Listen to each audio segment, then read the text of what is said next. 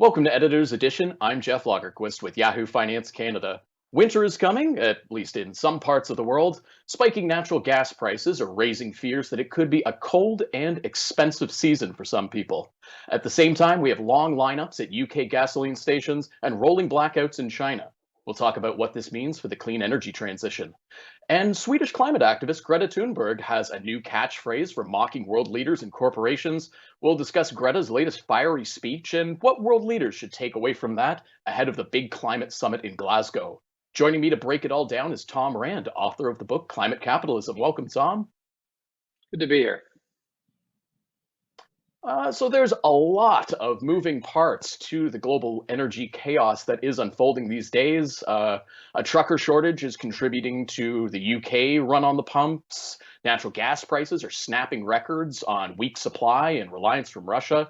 And China's dealing with these blackouts after cutting off Australian coal purchases. I'm sure that doesn't even begin to fully sum things up. But Tom, given all that's happening, is there, at least one common thread here? Well, if there's one common thread, it's that energy is absolutely vital. And when it doesn't work or it's not there, we sure notice it. So that's certainly a common thread. But yeah, they're very, very different sources of instability. So as you say, in the UK, it's a shortage of truck drivers. And there's a shortage of truck drivers for bananas, wheat, oil. So it's a truck drive. It's a response to Brexit. So that's got nothing to do with energy security, but does show you that when you're in an integrated economy, there's a lot of things that have to go right. In particular, if you get your energy from faraway places, which hopefully will change as we build a clean energy economy. In China, what's interesting is they stopped buying coal from Australia because they got mad at Australia for various reasons, threw their weight around and said, we won't buy your coal anymore. And that led to a shortage of coal in China and led to an increased cost for China. And they then had a state mandated price on their coal generation because as much as China is installing renewables, it's still king coal over there. And so the power plants were buying more and more expensive coal. They had a fixed price to sell it at. So they started shutting themselves off, right? Rolling brownouts were an economic decision of those operating coal plants. And in Europe for natural gas, I mean, there was a massive snapback of demand post kind of COVID. And supplies weren't replenished, and that's an inventory control issue as much as anything else. Again, it does show you when you rely on energy that comes from faraway places, you are subject to lots of forces outside your control. And I would argue as we move to a clean energy economy, that begins to change. So many European countries could face natural gas shortages, and well, I think some already are facing natural gas shortages, and blackouts are certainly on the table as the temperature drops into winter. That's going to, be a problem for heating. This would have been an ideal time for renewables to fill in the gaps in the energy mix. Why hasn't that happened? Is it just I know that it obviously just isn't a matter of turning on the switch. Is a lack of investment or a lack of technology, or what happened here? Well, there's not really going to be an issue of gas shortages in North America. Prices will be up a little bit, but there's no shortage of gas here. So we don't have to worry about that in Canada, that's for sure. In terms of why renewables haven't stepped up to replace it, we're in inning one of a 9-inning game here. Rebuilding our energy systems is not a 5-year or even a 10-year trajectory. It's multi-decades. We need to shorten that because of climate risk. But no matter how cheap renewables can be and how useful, you're simply not going to displace existing assets that have a lifespan of 50 years in that time frame, both from economic reasons. People don't want to turn off operating plants. It's a sunk cost.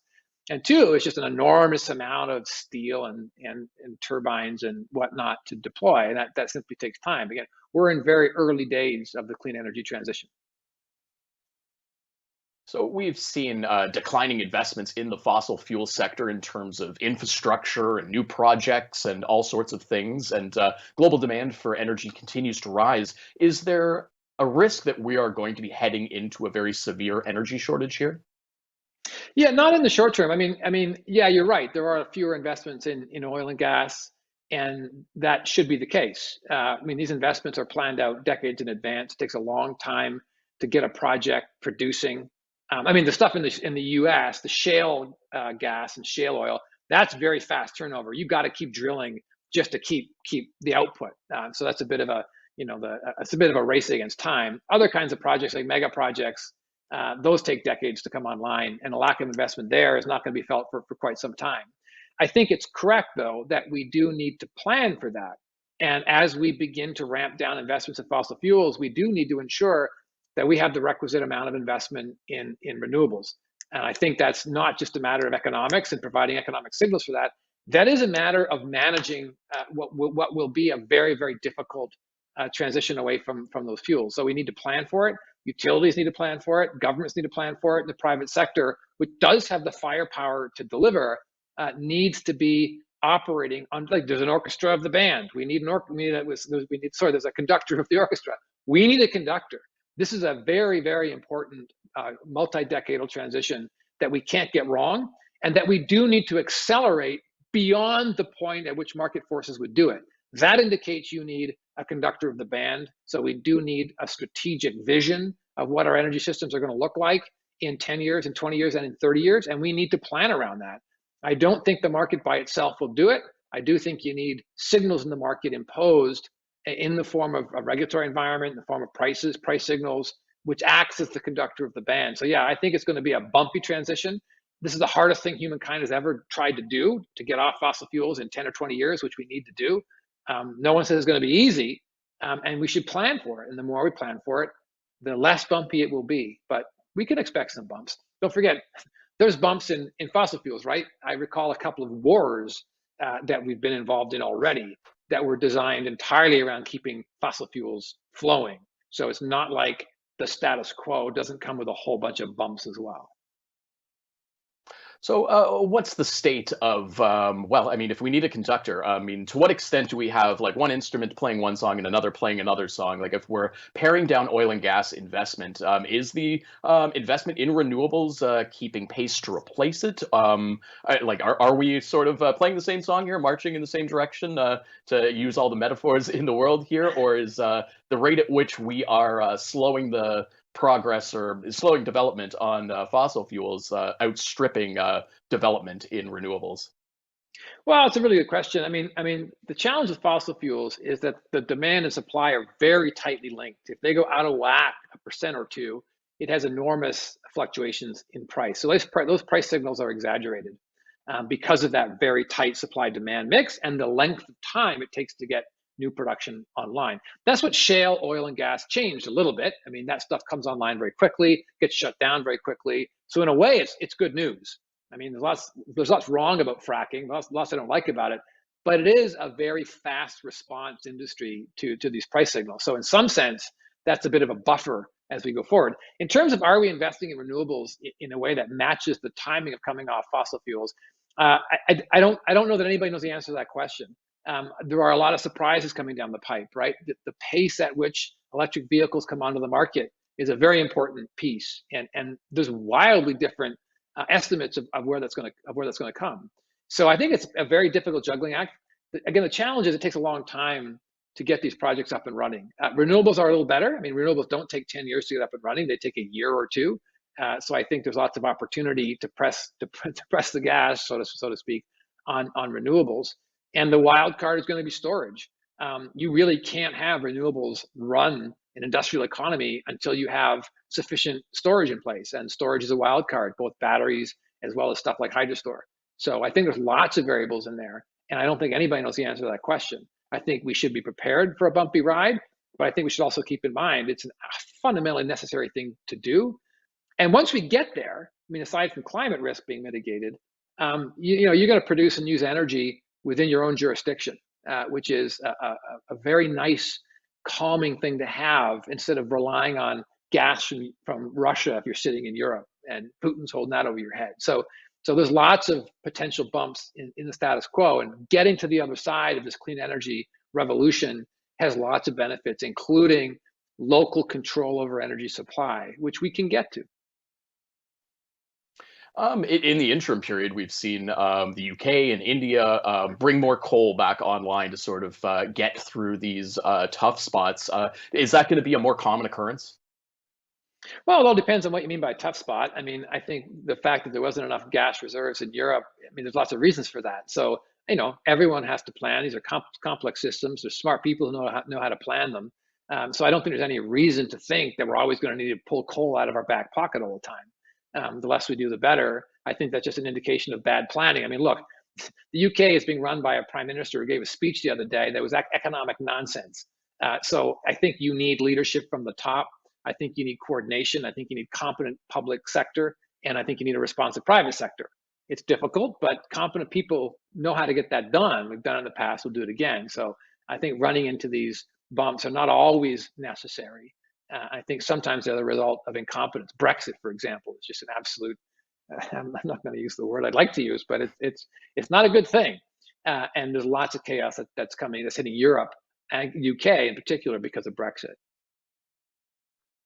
So let's bring this down to the sort of level of everyday Joes like you and me. To what extent will this transition that we're in towards renewables impact household energy bills in the months and years to come?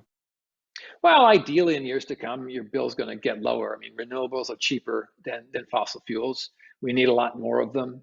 We need energy storage, for example, as well. You know, we're as I say, we're in inning one.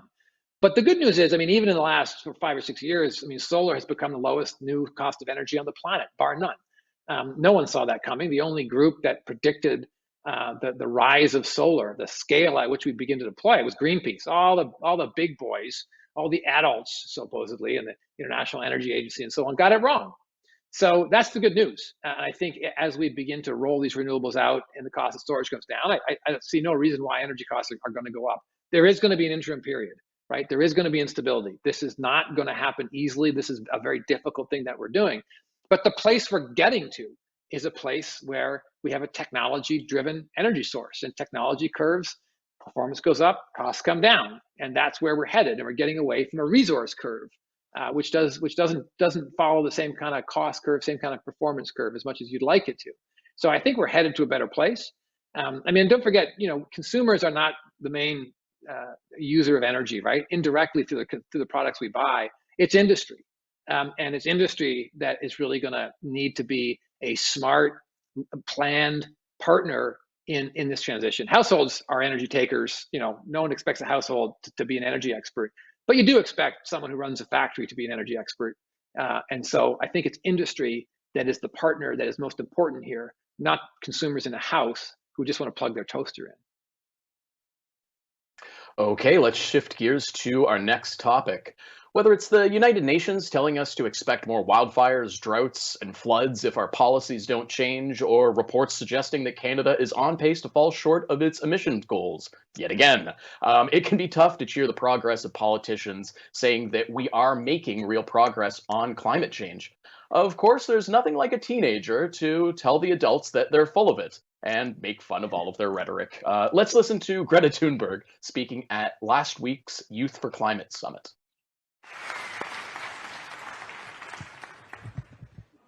There is no planet B. There is no planet blah, blah, blah, blah, blah, blah, blah.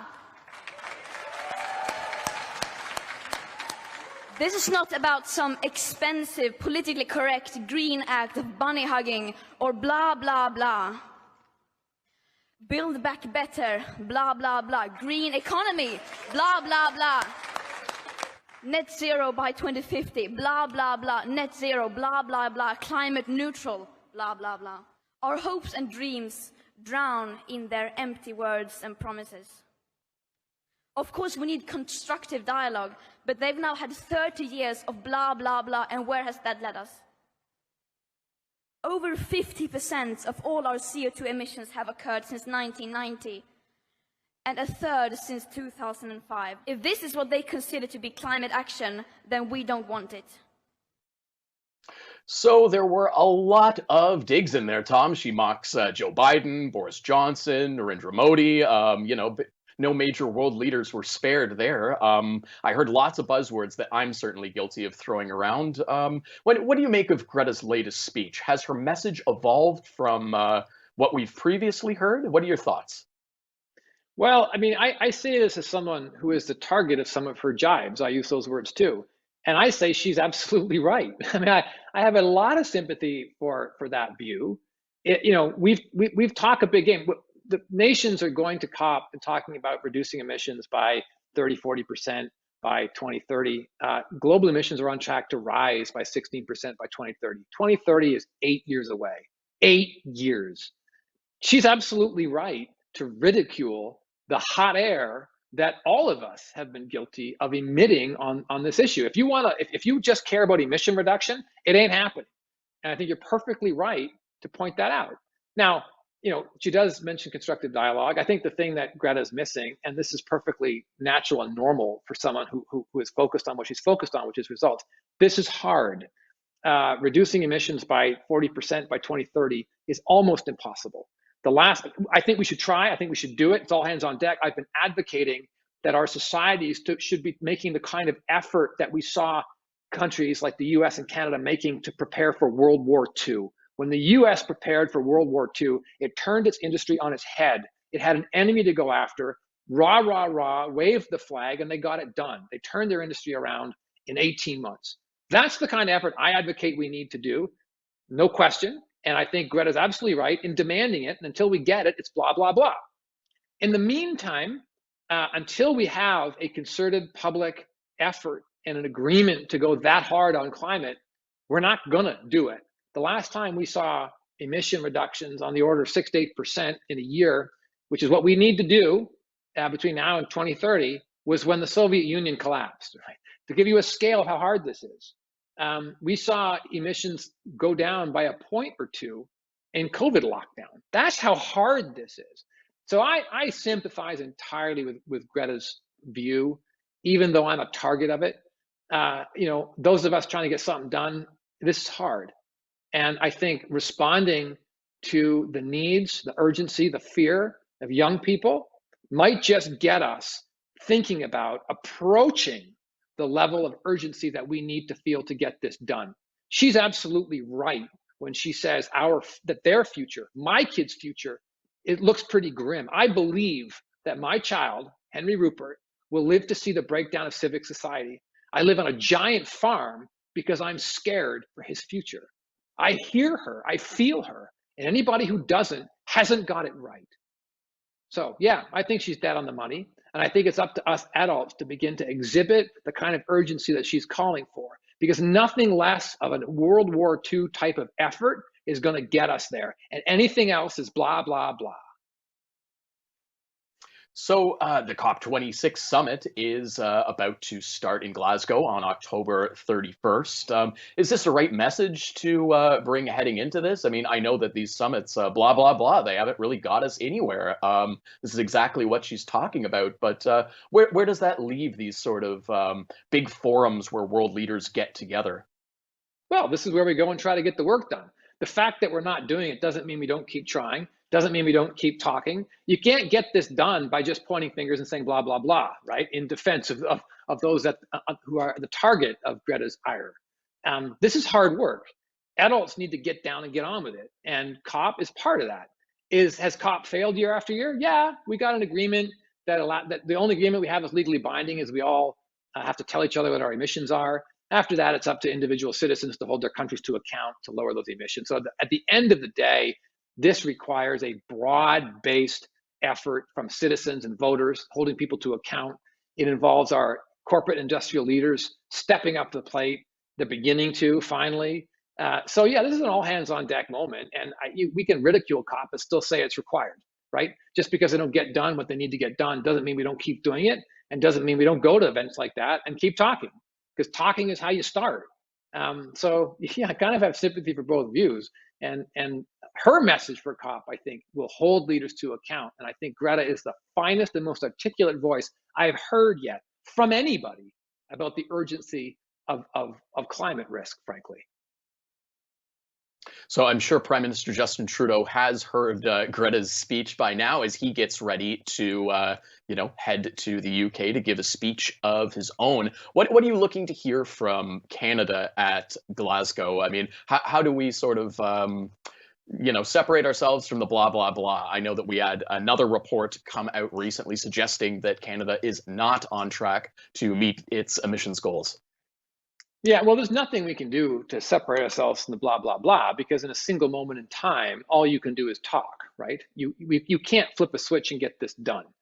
And we can make all the promises that we want, And until things actually happen, it's just blah, blah, blah. That's Greta's point, right? She's pointing at emissions, and while they're going up, those words mean nothing. Now, that doesn't mean words aren't necessary. Words are the starting point. So Canada's going to go to COP, and we're going to talk about a 40% reduction by 2030. I don't believe we have the policies in place to do that.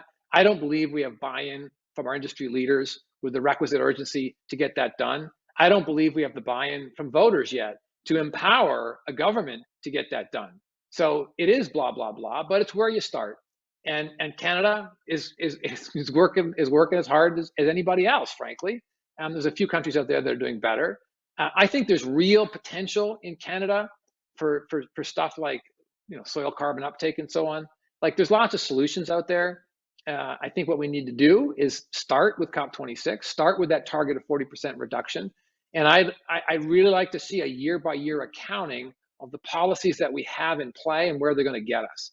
And we're beginning to get that kind of granularity and analysis. The Trottier Institute out of Montreal just had a report out on the policies that we've actually got in place in Canada, where it gets us. It doesn't get us there. So I think an annual review, this is hard, complicated work, right? Just saying you want to reduce emissions doesn't get it done. Just saying you're going to reduce emissions doesn't get it done. This is difficult, hard work. And so, that's what we need to do. We need to do the hard work of getting from here to there. And every day is a new day to try harder. All right, let's stick with Canadian politics and who might be making climate-focused promises in the future. Annamie Paul announced her resignation as head of Canada's Green Party last week. Paul was defeated in her own district as the Green Party lost ground in the federal election. She had to fight within her party just to be leader. The party did not support her by hiring a campaign staff during the election, and she's since called her time as Green Party leader, quote, "the worst period in my life." Tom, what happened to the Greens in this election? Does the party's performance fall on Paul's shoulders, or was it just too dysfunctional for her to succeed? Well, it ultimately has to fall on her shoulders as the leader. That's what the leader is. You got to fall on your sword. But I think it did show the degree of dysfunction within the Canadian Green Party.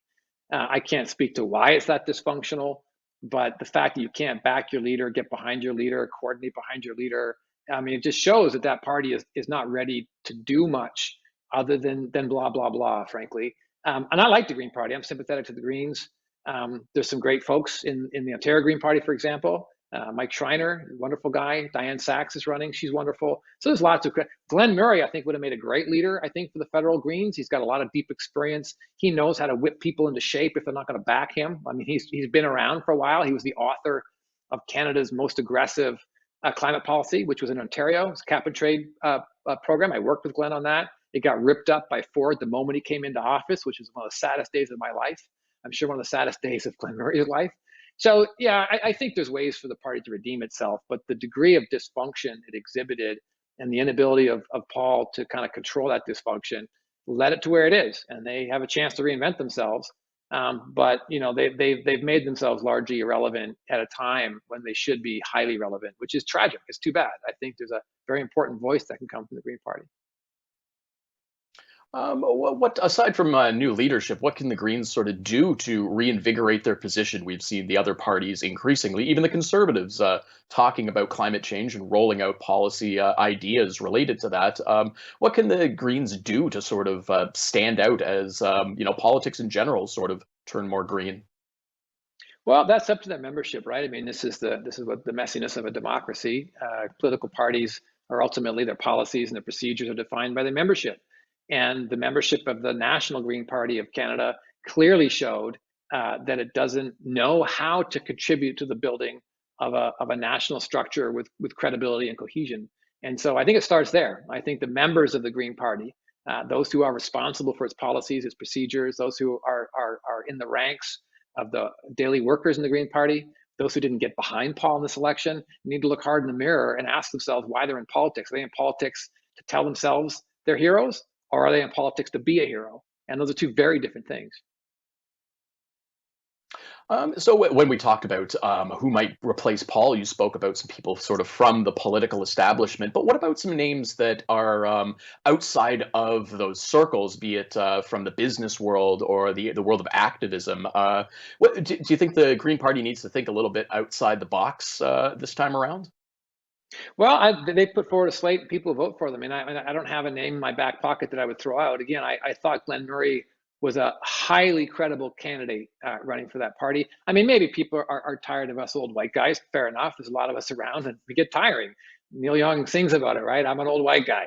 But he was highly credible, highly competent. I know him personally, and I have a great amount of respect for him. And I think it's too bad he didn't win that. I think he would have done a very different job. But other than that, I mean, I have my regrets. I got my favorites. It's up to the membership, and it's up to people to step forward. And it's actually a tough thing to ask now, to step up to be the leader of the Green Party, because it's revealed the inner workings to be incompetent and to be non-cohesive. So in other words, if the machinery of the Green Party doesn't like you, they're not going to get behind you. And who wants to run that kind of machine? I think it's a bit of a death knell for a while for that party. At the national level, provincial level, as I say, there's some great candidates. Yep, that's absolutely a different kettle of fish there at the provincial level. Tom, that feels like a good place to end for today. Thank you so much for joining me. It's always a pleasure. For all the latest news on clean energy and the broader world of Canadian finance, please visit the Yahoo Finance Canada website. I'm Jeff Lagerquist. See you next time.